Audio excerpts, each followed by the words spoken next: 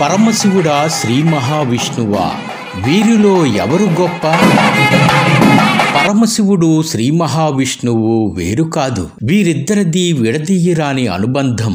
శివుని ఉనికి ఉన్న చోటే హరి ఉంటాడు. హరినామం ఎక్కడుంటే శివుడక్కడుంటాడు.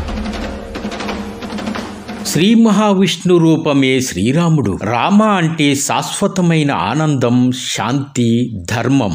అత్యంత శక్తివంతమైన శబ్దాల మంత్రం. శ్రీరామ రామ రామేతి రమే రామే మనోరమే సహస్రనామ తత్తుల్యం రామనామ వరాననే. ఈ శ్లోకాన్ని 3 మార్లు స్మరిస్తే విష్ణు సహస్రనామ పారాయణం, శివ సహస్రనామ పారాయణ ఫలితం కూడా ఉంటుందని పరమశివుడే పార్వతీదేవికి చెప్పాడు. స్కాంద పురాణంలో పురుషోత్తమ ఖండంలోను, చైతన్య భాగవతంలో అంత్యఖండంలోను హరిహరుల బంధాన్ని చెప్పబడి ఉంది. భారతదేశంలో ఒడిశా రాష్ట్రం భువనేశ్వర్లో లింగరాజస్వామి వారి స్వయంభూ దేవాలయమే ఇందుకు గొప్ప తార్కాణం.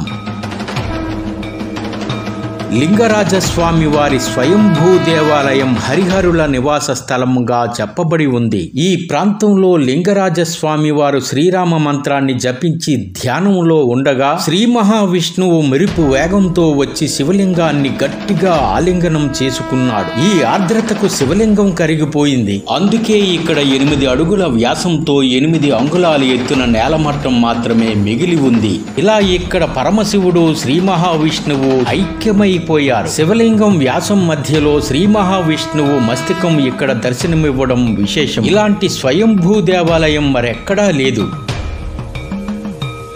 180 అడుగుల ఎత్తున ఎర్రరాతి నిర్మాణంతో లింగరాజస్వామి వారి దేవాలయం ఆకర్షిస్తోంది. 1025 నుంచి 1065 సంవత్సరాల సమయంలో ఈ దేవాలయ నిర్మాణం జరిగినట్లు చరిత్ర చెబుతోంది.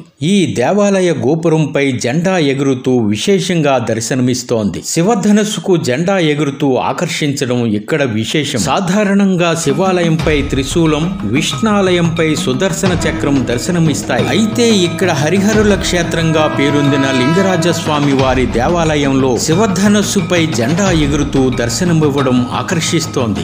ఈ దేవాలయంలో భారీ సిద్ధి వినాయక స్వామివారు, లక్ష్మీ నృసింహస్వామివారు, ఇంకా అనేక శక్తిపీఠాలతో భువనేశ్వరీదేవి దర్శనమివ్వడం విశేషం. భువనేశ్వరీదేవి ఉండడం వల్లే ఈ ప్రాంతానికి భువనేశ్వర్గా నామకరణం చేశారు. ప్రతిరోజు ఈ దేవాలయంలో 4 మార్లు శివునికి మట్టి కుండల్లో భోగం సమర్పిస్తారు. అలాగే శ్రీ మహావిష్ణువుకు కూడా 4 మార్లు భోగం సమర్పిస్తారు.